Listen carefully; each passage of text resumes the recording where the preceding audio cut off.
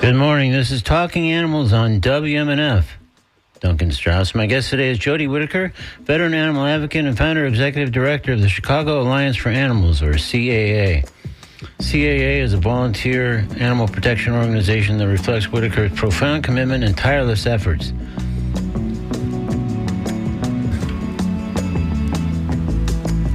CAA's highest profile victory was its campaign to ban horse-drawn carriages in Chicago, the third largest city in the U.S. In fact, this conversation, recorded because fittingly a Chicago City Council meeting that Wiederkehr needed to attend directly conflicts with this Talking Animals broadcast, unfolded into a discussion that might be labeled Anatomy of a Victorious Major Animal Rights Campaign. In detailed fashion, she recounted key elements of the carriage ban campaign. From the initial phase, she and a colleague concluded it was too soft and ramped it up, to the meticulous efforts to document the violations of the carriage operators, the challenges and delays involved with engaging the city council, and persuading them to ultimately vote for the ban. It's an illuminating and inspiring narrative, and we discuss some other topics too. And I'll play back that conversation in just a moment here on Talking Animals on WNF. Coming up later in today's program, I'll speak with Marion Parham, co-founder and president of Florida Voices for Animals, the longtime local animal rights organization, and organizer of the Tampa Bay Veg Fest, an acclaimed event typically held in early November. Sadly, the chief reason Marion was joining us today is to discuss the news that, owing to the impact of the hurricane in all kinds of ways, this year's Veg Fest has been canceled. But we'll look to the future and other Florida Voices for Animals plans when I speak with Marion Parham later in today's show on Talking Animals on WMNF. Right now, though, let's hear my conversation with Jodie Wiederkehr, again, founder and executive director of the Chicago Alliance for Animals, recorded Sunday. This is Jodie Wiederkehr on Talking Animals on WMNF. Let's welcome back to Talking Animals, Jodie Wiederkehr. Thanks for joining us on the show again, Jodie. Thank you very much. So I've had the pleasure of speaking with you on the show a couple of times over many years now, but the most recent of those was about 4 years ago, I guess. And I'm not inclined to assume that the folks listening right now recall, or in some cases even heard that conversation. So I think if it's okay, we'll review some fundamentals and then delve into some new topics and developments. So let's get started by you telling me the story of the Chicago Alliance for Animals, or CAA, a little bit like the history and mission. Sure, definitely. So Chicago Alliance for Animals formed in 2015, in May of 2015. And it was a group of us here in Chicago, and we wanted it to, this organization to be kind of a space for any local organizations to work together on local campaigns. And it was my suggestion that our first campaign strategy be working on horse carriages, because I felt that it was kind of an easy target. Of course, there are big issues out there like big agriculture and animal research and animal experimentation. So we kind of decided to work on horse carriages and circuses, animal circuses. And so the first issue was circuses? I'm sorry, not horse carriages? Or no, it was kind of both horse carriages and animal circuses. See. Okay, I got you. So if any circuses were coming to town, we would work on that.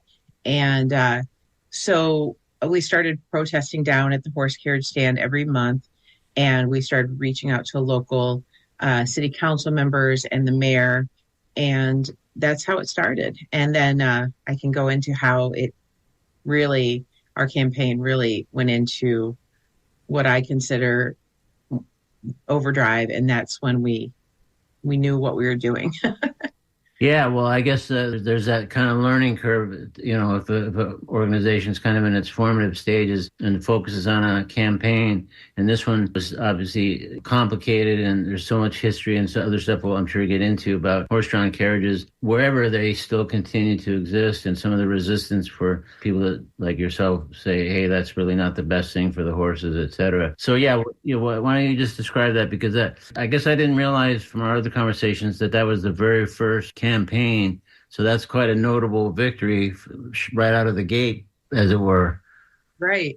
And so, like I said, we formed in May of 2015, and we started doing monthly outreach where we'd stand down by the horse carriage stand, hand out flyers, talk to the public, hold signs, very peaceful protests. And in August of 2017, my colleague Barbara Whelan-Krantz and I were at the National Animal Rights Conference in Washington, D.C. And we were sitting at our booth, and it was kind of slow, and we were talking about our campaign. And we both decided that what we were doing was just not enough. We really had to pick up our game. And what we decided right then and there, that when we got back to Chicago, we picked a date, and we went down to the horse carriage stand, and we documented the horses from early morning until late at night. And every city has laws on the books regarding the horse carriage trade. And Chicago had very clear laws. But what it comes down to, and this is pretty much true of every city, there are laws about how long the horses can work, how often they must be provided water, what temperature restrictions they can work at in the heat and the cold. And so we looked over Chicago's code, and we basically learned it by heart, everything. And there were all sorts of laws regarding the fact that they could not work if it was 90 degrees or hotter. They couldn't work more than 6 hours in a 24-hour period. There were certain streets they couldn't go down. There's one street in Chicago that's kind of a party area downtown, and they weren't allowed to go on the street after, I believe, 6 p.m. on Friday night. And they did it every time. They would turn the corner on this street, and every time nobody was watching it. And we had to keep looking at the law. Like, are we reading this correctly? Because they would leave the stand, take a right on Chicago Avenue, and take a right on Rush Street. Rush Street is this little street that there's bars and, a lot of nightlife. Pretty and they would famous just for that. Yeah. Yeah. Take a right on Rush Street. And every time they would take a right, we would just be standing there filming and saying, once again, they're going north on Rush Street, and that is against Chicago's laws. And after we would do these long, sometimes 12-hour days, we'd get down to the horse carriage stand around 9-10 in the morning. And sometimes we'd be still there at midnight, 1 a.m. on Sunday morning. Wow. And the main thing we found out, and we made the mayor and the city council very aware of, is that they were only supposed to work 6 hours in a 24-hour period. They were working them from like 10 a.m. till midnight or till 1 in the morning. Wow. So more than double what the law allowed. And by documenting these violations and what it takes to prove to your city council that they're breaking the law is you actually have to be down there. We would get down there, and when one carriage would roll up, we would take a video of the horse, the driver, the number of the license plate, and we would say, we'd narrate our video and say, here's antique coaching carriage number 2, arriving at 10:07 a.m. on August 17th. And we'd take a short 30-second, 1-minute video. And every time that horse would leave for a ride and come back for a ride, drop off the passengers, we would take another quick video saying, here again is antique coaching carriage number 2. They just gave a ride. And we would document that if they showed up at 10 a.m. and they were supposed to be off the street by 6. So I'm not doing the math in my head, but yeah. And we would say, this horse should be going back to the stable right now. And they wouldn't. And then, every hour we'd be like, this horse has now worked 1 hour longer than they are allowed to, 2 hours, 3 hours. And we would do that. We did this multiple times. And then we would send our footage to the city council members, and we would put out press releases. And when we got press on this after our first time, and that really made a big difference. And were you and I guess it was probably just you and Barbara initially who kind of hatched this idea when you were at the Animal Rights Conference. And by the way, did you guys say, hey, we got to step up our game, partly because you were influenced by some of the people that you had met and hung out with at that conference, or what just happened to be there coincidentally, or was that part of what figured into your decision to kick it up a notch or two? I mean, obviously there are people at that conference who are doing amazing things, and people I've looked up to and heroes. But with this specific campaign, we just decided like 1 hour a month of this, peaceful protest or educational outreach is what we called it, was just not doing it. We knew that there were laws on the books, and really what it comes down to, and I say this because for anyone listening who wants to ban horse-drawn carriages in their city or actually any issue, there's laws around surrounding that. But when it comes to animals, the laws on the books are rarely enforced. And it's up to animal advocates or compassionate people to make sure the laws are enforced. And so, for example, I'll give a perfect example. On the 4th of July one year, it was hovering between 90 and 93 degrees. And I had a friend in town. We were going to go out and have a drink and have some fun. And I told him, I said, I have to go to the horse carriage stand because I knew it was around, it could be 90, 91, 92. I have to get down there because I'm sure there are horses working. And so we went down there, and sure enough, I videotaped 2 or 3 horses working in 90 plus degree heat.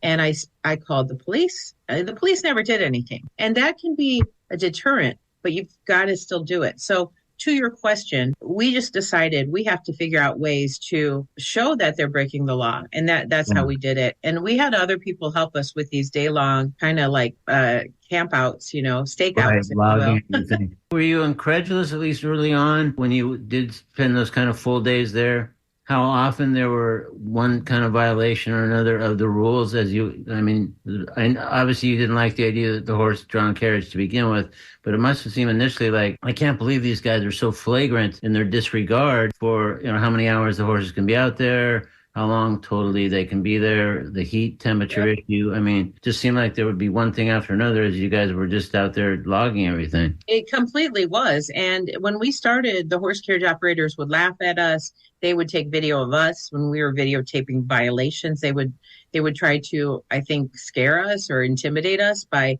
taking photos or videos of us. We had every right to be down there documenting violations of the law. What we were doing was not illegal, taking a video of them. And they would tell us things. And this is another thing that I say because I want others to be aware of it. If you witness a violation of the law, you have every right to take a video of it and document it and narrate your video. They can take a video of you. I don't really know all the laws, but they want to intimidate you not to do that. And then other things they would do, and for example, they couldn't be on Chicago streets between 4 and 6 p.m. and between, I believe, 7 and 9 a.m. Monday through Friday, because those were rush hours. Okay. So they would leave the stable, which was about a half-hour trot for the horse, to get to the horse carriage stand where they would stand and pick up their rides and drop off their rides. And they would leave their stables approximately around 5:30 p.m. to make their way to the stand at 6. The way the law was written was they cannot be on the street between 4 and 6 p.m. So I would go to the spot by a bank right down the street from the stable, and I would see them coming out around 5:30, around 5:40, and I'd get out my handy little my phone, and take a video and again say, here's Chicago Horse and Carriage number 4. They're on the street at 5:45 p.m. They are breaking Chicago's law. And they would say to me, we can be on the street now. We just can't be down at the horse carriage stand until 6. No. Yeah. So they lie to our face. They try to tell us, how the law works. And what it comes down to is it's up to you as an advocate to read the law and to, if you're confused by it, reach out to the agency of that city and say, am I reading this correctly? Can they not be on any street in Chicago from 4 to 6? Exactly. But they were telling us how it worked. Yeah. And what it came down to is they knew nobody ever monitored the trade, and they were never fined or cited until we started doing it. And then guess what? They started getting cited and fined for these violations. And so when we would come around, they started changing their ways. They stopped coming out of the stable until 6. And that was all due to the work of the Chicago Alliance for Animals. And because of us documenting these violations, as well as our educational outreach, as well as reaching out to our officials daily through our daily action alerts, and then testifying before the city council, those were like the main strategies that helped us pass this in 2.5 years. So impressive. And the thing that's great about it is really, again, that it was your first issue, and you kind of, as many people have to do initially, you sort of just kind of find your way, but there's no path, there's no prescribed thing what to do. You just have to sort of say, all right, if we get there at this time, we document this, we make a video, and then it just started to work. Yeah. And it's, it's what is going on with now with my Lincolnwood campaign is I remember in late of 2019, I felt very defeated by the horse carriage campaign. After we got the media exposure in August or September, and then again in December, we weren't getting meetings with the city council members or the mayor. And this is an interesting story. We went out and documented the Saturday after Thanksgiving, and in the area where the horses worked was a very like a shopping district on Michigan Avenue. And so I was out there all day on that Saturday documenting horses being overworked. I'd been trying to get a meeting with one of the city council members whose district is where the horses worked. And he would not return my calls, wouldn't meet with me. And the following Monday, I was at my job that I got paid at. Yeah. And I got a call from his office, and the woman said, there's no need to meet with him because he's not interested in introducing legislation to ban the horse carriages. And so I listened to her, and then I said, okay, please tell him that this last Saturday, I documented every single horse being overworked. Horses not provided water. Going down streets, they weren't allowed. And it was like empty air on the other side. End of the phone. And I said, so please pass this along to him and ask him to return my call. And I said, I'm putting out press releases in the morning about all of these violations. Well, we got a lot of media, and I never got that call from him. But within like a couple days, I got woke up from a friend saying, can you believe it? And the Chicago Sun-Times ran an article about this specific city council member, Riley, introducing a ban after his aide told me he wouldn't. So it was never got back in touch with you at any point, not only to meet, but even to say, hey, just so you know, here's what I'm about to do. I mean, he just introduced it. Well, and you had no role in it, I guess. Was that part of the idea? We had a very big role in it. No, in real life you did, but I wonder if he was thinking like if he can just slide this by and sort of take credit for. I didn't mind that he didn't call me back. He obviously did what we wanted by introducing that legislation. And if he could do it he didn't need to. And the way I look at it is he saw the media, he saw the footage of these horses being overworked. And so at that point he said, okay, enough. I'm going to introduce this legislation and you fast forward to March 11th, 2020, which is the day that we got the bill finally out of the committee. He was there and he adamantly defended me and my organization and my volunteers. And he said, I had no interest in doing this. But basically, this organization proved that you do not self-regulate. He's talking to the horse carriage operators. Mm-hmm. Yeah. You don't self-regulate. The city doesn't have time to put babysitters on the street, from 9-10 a.m. on a Saturday or Sunday until midnight that night. So he said, if you can't self-regulate, then then the industry has got to go away. And that's literally, and that meeting was very powerful because after he introduced the legislation in December of 2018, we got it on the agenda the following September, and we had enough votes to pass. And the chair of that committee stood up and blocked the vote. She blocked the democratic process. And because of that, we had to wait until March of 2020 because they wouldn't put it back on the agenda. And we were testifying at every city council at every meeting, asking them to put it on the agenda. And it was getting held back from this chair of the committee where it was sitting, the license committee.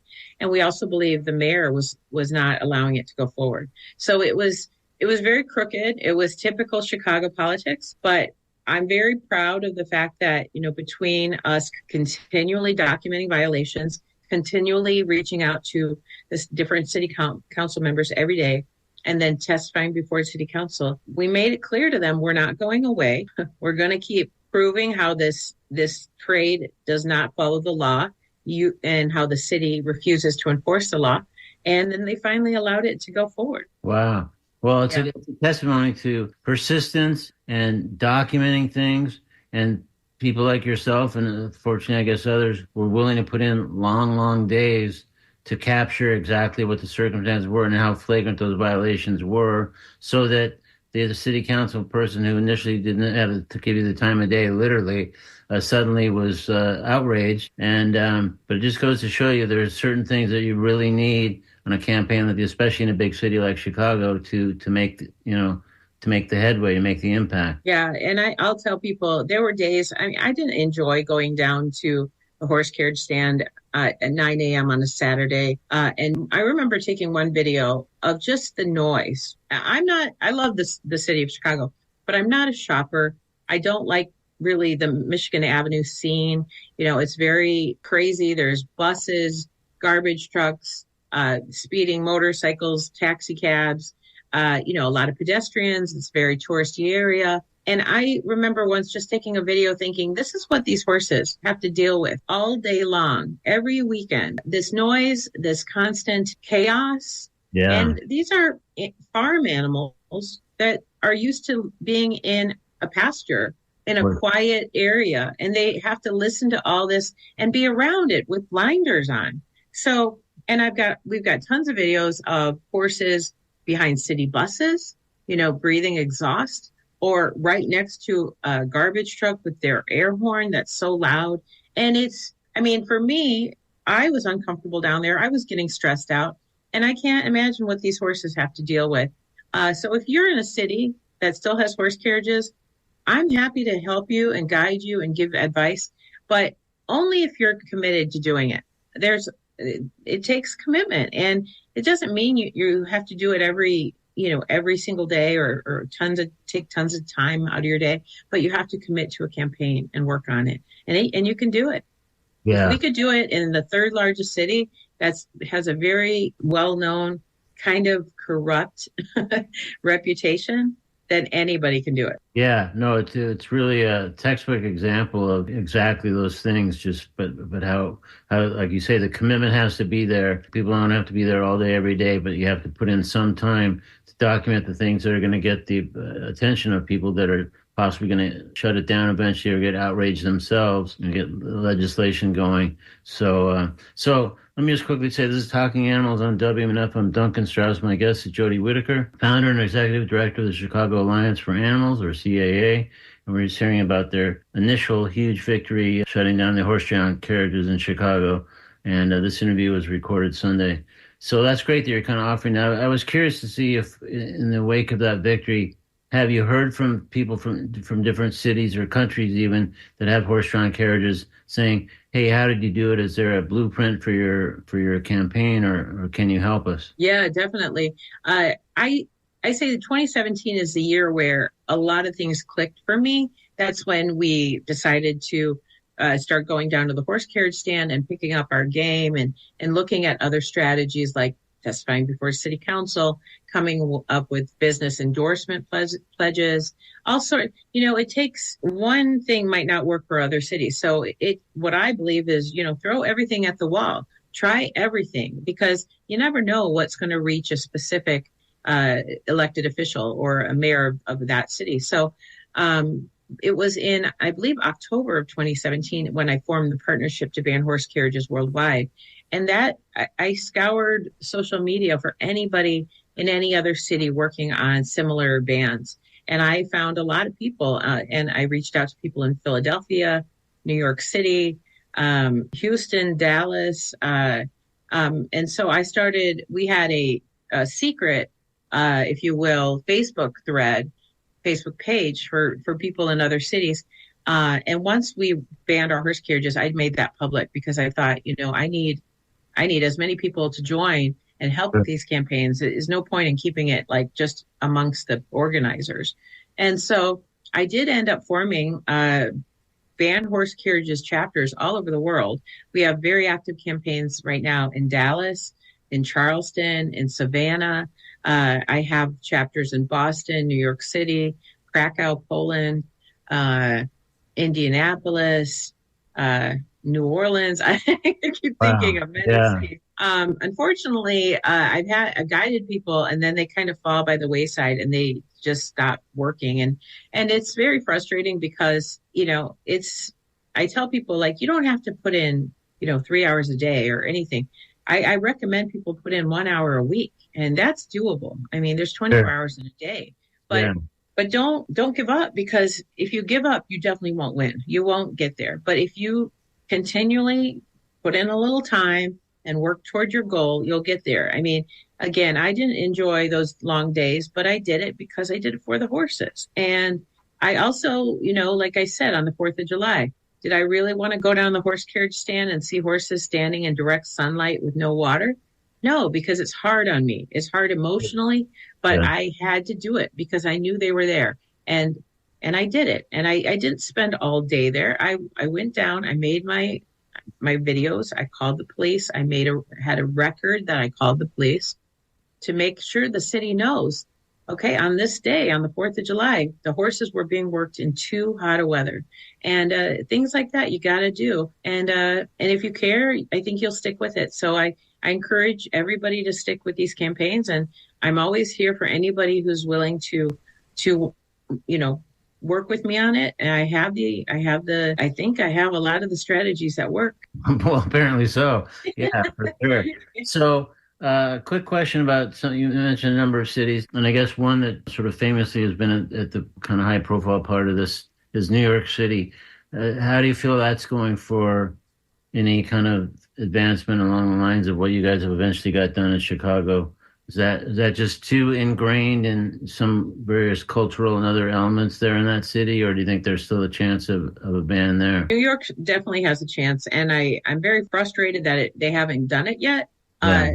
Obviously, New York is a bit bigger trade than Chicago was, or than most cities. But Yeah. I don't know. I know that they've gotten a lot of celebrities to speak for them, but I don't know if they're doing like the documenting of, like going out at 9, 10 in the morning and doing what we did.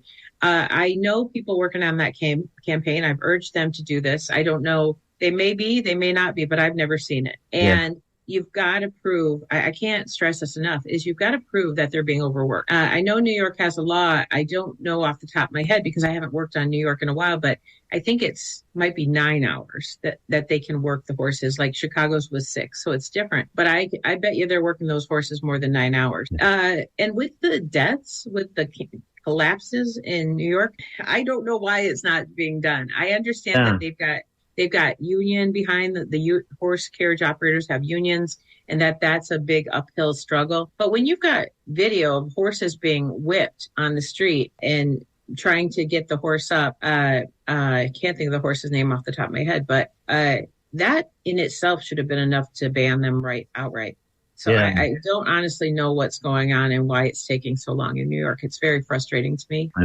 But I'll help in any way I can. If I see the group putting out actions, I will do those actions. I'll call the mayor, I'm forgetting his name too, but he's an embattled mayor now.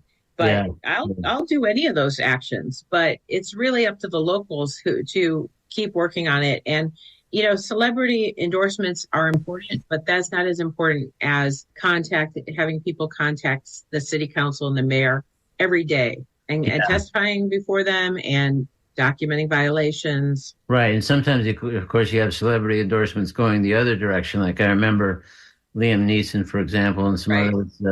There was a key editor at the New York Times a bunch of years ago who wrote like a whole thing about this. So you're up against a lot of different factors. But like you say, strip all that away. If you can document what the treatment of the horses is or the mistreatment of the horses, that's how you get people's attention, and that's how you can make some progress, it sounds like. Right. And I think getting down there and taking a 30-second video, here and there is great, but it's not as good as being down there the entire day. Because that's how you show, like I said, we would take a video at 10 a.m. And when that horse would come back from a ride, we'd take another video. So it's showing the public this horse is still here, and every hour or every half hour, you take another quick video of that horse to kind of show how long these horses' days are, as opposed to just one video of a horse in the street. So again, I'm not following that campaign because I'm here in Chicago, but I will help in any way I can, and I hope they get their ban soon. I mean, it should have been done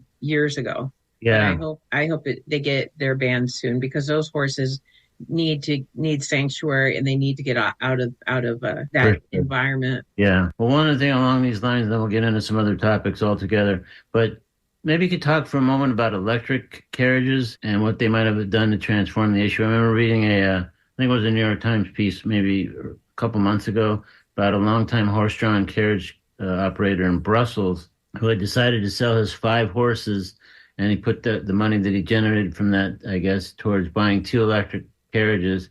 And they documented in this story, at least, that a couple months in, business was booming. People loved the carriage without the horse and just loved the experience. And he planned to buy a third electric carriage. So it seems like there's something there, lessons to be learned the other way about people aren't clinging to the horse part of it necessarily. If you have something that still looks cool and interesting as the carriage itself, but it's electric powered instead of horse powered. I personally, I don't think they're necessary. If a company that used to use horses wants to transition, I applaud it in every way, shape, or form. Yeah, Some cities, like in Chicago, it really didn't come up because we weren't pushing for electric carriages because sure. we have enough traffic in the city of Chicago Right. that, Yeah. and but if it takes that to get a ban, I'm all for it. In Philly, I worked with my partners, Stephanie Curson and Tiffany Stair, and who now are working hard on Revolution Philadelphia, and they're doing great work. But I had helped guide them on a campaign in Philly, and they got the horses off the street. So I'm thrilled about it. I hope they get an actual ban soon. What the holdup is their city council member is saying he won't allow a ban until they get electric carriages, which is kind of silly because there's no horses on the street right now. Nobody's clamoring for horse-drawn carriages. Yeah. And so, if they have to get electric carriages in order to get that official ban, because my concern is that if New York does ever get their horse carriage ban, that some of the operators and owners might transition to, say, Philly or Boston. And Boston hardly has a horse carriage present. But the streets in I lived in Boston for 3 years. The streets in Boston are, those are old streets, cobblestone. Some areas are cobblestone. The last thing they want or need are horses having to navigate that kind of, those kind of streets. And Yeah. so I want these cities, even if they don't have a horse carriage presence now, to continue to work on getting the legislation passed because, we don't want New York to start going to some of these other cities. Yeah. So again, if they need the electric carriage in order to get the ban, then like I said, I'm all for it. But I don't think that should be advocates' main push. I think the main push should be that, horses are not vehicles. They shouldn't be exploited like they are in this trade. Right. And then, of course, the fact that every horse carriage operator breaks the law. I'm sure of it. Right. Yeah. Well, you have some pretty direct experience with that realm. So, Yeah. yeah, but that's interesting how the electric carriages, in a way, have actually become kind of a complicating factor where some of the things that you heard and read, suggest like it's a solution, but it sounds like it's a mixed bag in terms of moving forward with this, at least in certain cities or countries. I believe they're expensive. I mean, again, if they help the horse carriage owner or operator say, yes, I'd rather, transition to this e-carriage, then I am all for it. But if they can't, or a lot of times the horse carriage proponents will say nobody wants an e-carriage. The whole point is having that horse there and feeling in touch with this animal. Well, being in touch with that animal who's wearing blinders and who's got a painful bit in their mouth, that's not like spending time with a horse in nature where they can be themselves. Yeah. So it's so e-carriages for me are, I don't know, I've got mixed emotions about it. Sure. But basically what it comes down to is if it helps a city get a ban, or then I say go for it. Okay, I got you. If you don't need like in Chicago, it never really even came up, and I think that I think it did come up on March 11th at that final meeting when we got it passed out of the license committee.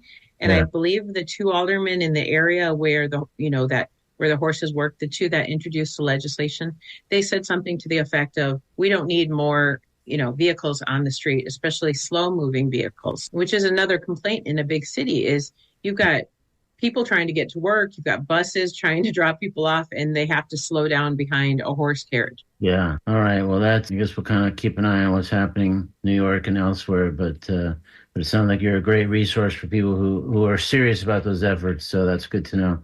Again, this Definitely. is talking. No, I was going to say this is Talking Animals on WNF. I'm Duncan Strauss. I'm speaking with Jodie Wiederkehr, founder and executive director of the Chicago Alliance for Animals, in an interview that was recorded Sunday. So I don't want to run out of time to hit some other stuff here, Jodie. So let's talk a little bit about other kind of main campaigns for CAA right now, what you're focused on, and what we should know about that. Yeah, definitely. Our main campaigns right now are to free Spur, a tortoise, from a 3x5 prison that she's been in for more than 30 years. She was trafficked from her home and family in Africa, and has been in this pet store called the Animal Store in Lincolnwood, Illinois, which is on the north side of Chicago, northwest side. And we alerted the village officials to this issue, and they actually have a law on their books that prohibit the keeping of wild animals. And so we've been urging them to enforce this law. And back in March of 2022, they voted to waive their own law.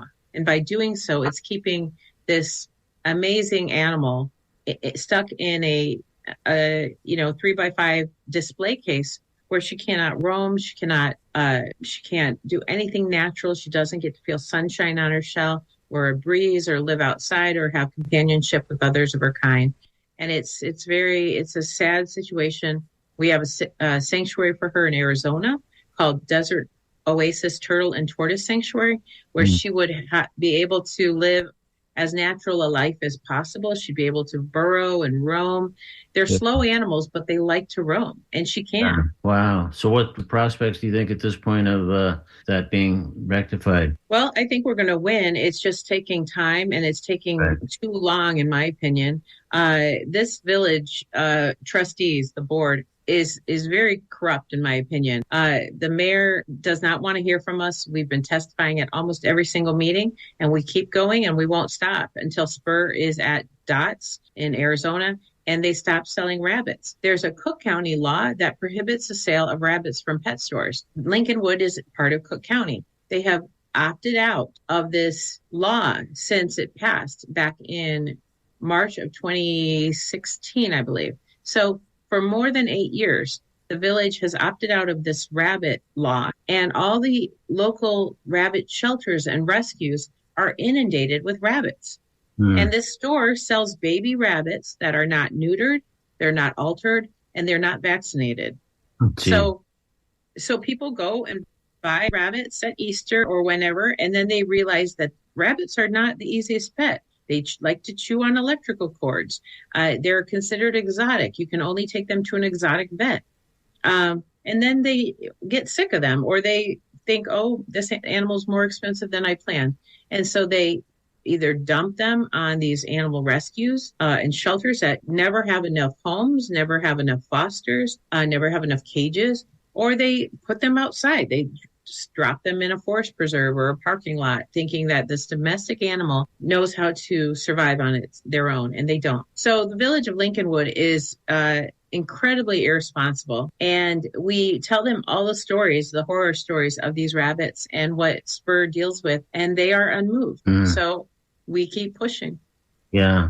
Wow. That's sometimes if it's just a single animal like that, it seems like it should be more poignant and powerful rather than just like some sort of unidentified group or combination of animals or breeds or whatever. But sometimes it just seems more heartbreaking when it's just this one tortoise who's just looking to live like they should, like a natural life. This is a wild animal who has nothing natural to her world. When we first started documenting Spur's situation back in October, November 2021, she would climb up on the side of her enclosure. And it's like tiled. It's almost like bath tile. And she has these big claws, and she would try to climb up, and she would fall. And she would hit her face or her chin on the side of this cage. And then if I walked to the other side, she would walk over and try to get out. For the last year, we don't even see her move. She is lethargic. Right. She doesn't. The owner told one of my volunteers that she has a respiratory infection. And so she said, well, could that be because she never gets sunshine, that she never gets to feel a breeze, that she doesn't have companionship? Yeah. Of course, he got angry with her and hung up on her. The owner of the store is a real character. I'm sure. Character is probably very diplomatic. Yeah. Jody, sort of nearing the end of our time here. Unfortunately, I have a bunch more things I want to talk to you about. But it just sounds like some of these things are just take so much time. Well, how many hours in a given week would you say you devote to your various enterprises? And there's not just CAA, but there's other things. It just seems like you've got your hands in so many things, but some of those aren't an actual job as you alluded to earlier. So what are we looking at for an average number of hours per week for this kind of work? Well, I do it full time now. So I would say anywhere between maybe 50 and 60 hours I put in. Yeah. There are times where, I'm sitting at my desk all day working on animal issues. And if I'm not, at work, home working on it, I'm at a meeting to testify downtown. We're also trying to ban the sale of new fur in Chicago. There's an ordinance that we're trying to pass. We're also trying to free Rocky the coyote, who's been stuck in a cage for more than 6 years, who is a pack animal who has no companionship.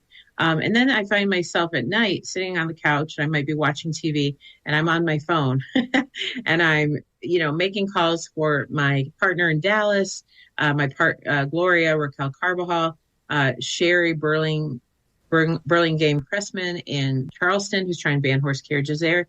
They're doing great work. So I'm helping them, and I'll make the calls and send the emails or to reach out to their city council members. So it's, I put a lot of time in, but that doesn't mean I don't have time for fun too, because that's important. Yeah, that's really good. Because I was going to say, as a longtime activist doing this for a number of years, just seems like a concern for those people like yourself who really work hard and have been doing it for a long time and are super committed. There's always a concern about burnout and about getting discouraged or worse.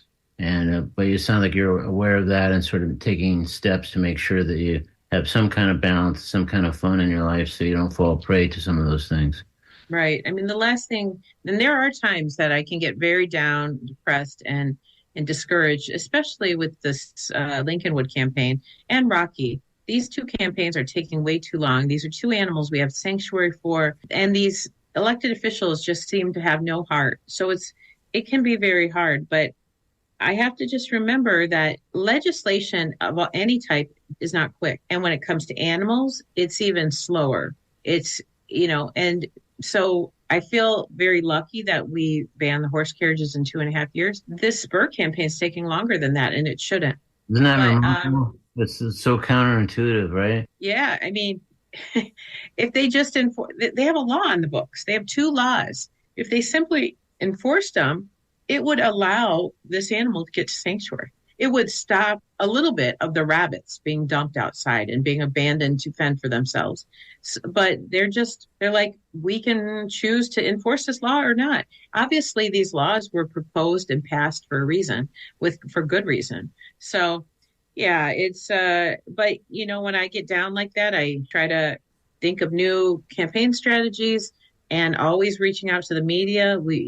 I'm hoping to get some media on both campaigns. We got media on Rocky last week after I testified before the Cook County Commissioner. So that was really good. Oh, good. Great. Well, geez, as if you don't have enough going on. So in your vast amount of free time now, you're also hosting a weekly radio show called If Cage Walls Could Talk. So tell me, we just have about a minute or so left, I guess, at this point. I'm sorry to say, but tell me a little bit about it, how did it come about? And does it aim to fill a certain niche in particular? Well, it's called If Cage Walls Could Talk, and it's just all about any animal issue that I can find. I really like talking to people who are in grassroots doing the work that, we do, and really showing that they're trying to make a difference for animals. So it's every Saturday from 5 to 6 Central Time, and I think it's a great show talking about all sorts of animal rights issues and how to liberate animals from suffering and pain. And how do you like doing it? It sounds like you're really enjoying it. I like it. Yeah, I mean, it's work because you got to find guests. You understand I was this. say my hat's totally off to you because I put like a crazy number of hours into this show, both before and after the broadcast, as I'm sure you've become all too familiar. But I'm not doing the 1,000 other things that you're doing. So, I mean, you must be a master of time management is all I can say. Take this on top of everything else you're doing. So, yeah, I don't know about that, but it's trying as a balance, I guess, a balancing act. yeah. Well, Well, good for you, and it sounds like it's going well, and sounds like you've had some really good guests, and more to come, I'm sure. Yeah, and I really appreciate you taking the time to talk to me today. Oh yeah, well no, it's great. And so we've been speaking with Jodie Wiederkehr, and again, it's Chicago Alliance for Animals and other organizations that she founded and is involved with that we didn't even have a chance to talk about, including Center for Ethical Sciences and some of the things that we've talked about in the past. And there's all kinds of stuff on. You can just search for Chicago Alliance for Animals, and there's social media pages and websites and all kinds of stuff to get more information that we just didn't get a chance to cover today. So Jodie, thank you so much for joining us again on Talking Animals, and thank you for all your great work on behalf of all our animal friends. Well, thank you very much. I really appreciate your time and interest. For sure. My thanks again to Jodie Wiederkehr for joining us today on Talking Animals. In a rare move, we're going to skip the Comedy Corner for today so we can get right into our conversation with Miriam Parham, who's the co-founder and president of Florida Voices for Animals. And among other things, they are the organizers of the Tampa Bay Veg Fest, which, as I mentioned earlier in the show, unfortunately, hurricane impact of one kind or another has required them to cancel this year. So we're going to discuss that and more with Miriam Parham, and we're going to bring her on the phone right now to do just that. Miriam? Hi, Duncan. Thank you for having me. Oh, thanks for joining us on Talking Animals again, although I'm sorry what the circumstances are in this case. So, you know, we've been sort of talking a little bit on the show once or twice so far that the Tampa Bay Veg Fest did have to be canceled owing to various aspects of the storm. Kind of give me, if you will, kind of a little more detail about the circumstances that led to what I'm sure was an agonizing decision to cancel the festival. Sure. I also want to thank Talking Animals and WMNF for your unwavering support through the years.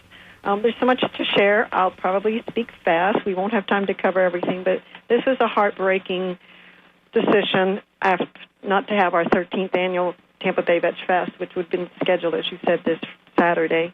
But the impact of the two hurricanes was tremendous to our community, to all areas, many vendors, many volunteers, our staff, and we hurt for the community. We're hurting like so many in the community, and pretty much all our board members.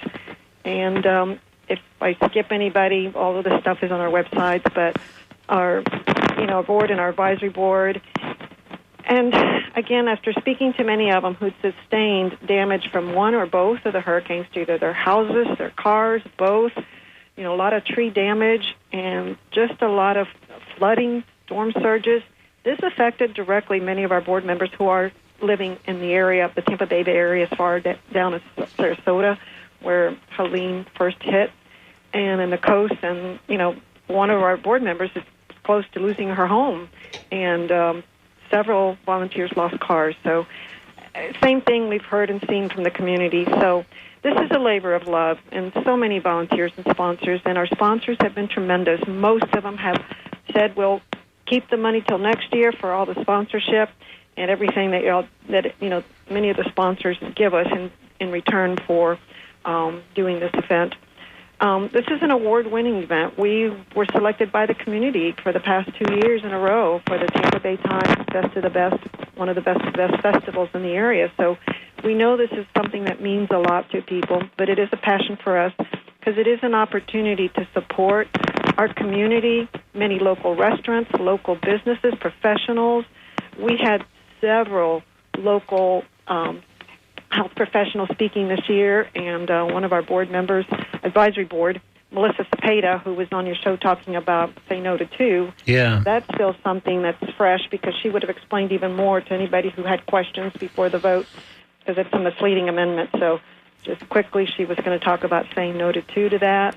And again, had a beautiful speaker lineup, musicians, local musicians, and chefs. Oh my gosh, chefs from the community trying to support our wonderful, wonderful vegan restaurants like La Settima Club. Had Dave, their chef, was going to make something for us that was yummy, and another restaurant who closed and reopening, Nana's Rooted. We do this because we want our community to have plant-based options, and not just the health, but the benefit to animals and the environment. But in the past 2 years, Duncan, 9, and actually recently a 10th vegan restaurant closed. This is heartbreaking. So we want to support these wonderful vendors and restaurants who worked so hard, got through the pandemic, and some didn't make it, like many other, businesses too. So this is usually a celebration of happiness and just, so much, music. At kids area, our organizer for the kids area, her house was flooded. Food samples, our coordinator was adversely affected, and the speakers organizer, name after name and story after story. Yeah, it just sounds like it just was left and right. You guys were just hit in all kinds of ways, and there just wasn't a way to carry on. And we should mention, when you mentioned earlier about the local recognition, that some years ago, Tampa Bay Veg Fest was kind of acclaimed nationally as one of the top veg fests in the country. Yes, One Green Planet said we were one of the top 10 to attend. Yeah. Even the Tampa Downtown Partnership has recognized this as a family-friendly restaurant event and in the community. And so we really, really appreciate all that, and we just put our best, and so many volunteers. So people say, well, why don't you move forward and have it? When about half of our key, or if not all of them, had some impact, it's pretty hard to just, You can't do that. You can't check in vendors and know who's supposed to do what, and you can't just organize and set up an event with people that are not involved throughout the year, working really hard to coordinate these areas. It's just for sure. It's just a lot to it. Did you give any thought, even in passing, to like having a scaled back version of Veg Fest or a different event that still retained some elements of it? Well, the cost for the park and the city and everybody was very, very gracious, but the cost without. I just don't even know how you would scale it down. Yeah. Have who can come and who can't come.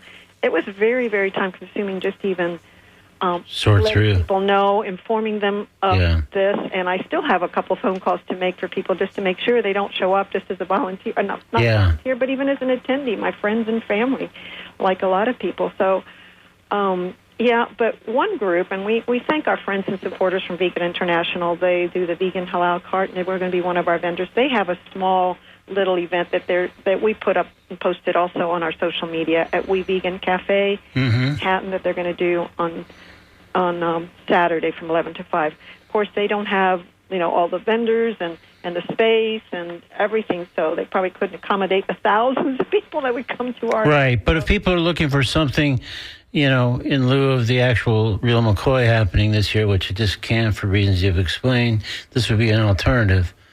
It could be. And I also want to mention, because you wanted me to mention going forward some things that we're doing. We just want to, we have probably another minute and a half, so I just want to make sure you hit whatever you... Quickly, we have a karaoke potluck Friday night that we have every first Saturday at the Unitarian Universalist Church, where we do our Thanks Vegan, which will also take place later on this month. And that's a potluck. And the details will be posted shortly on the website. The karaoke is already posted.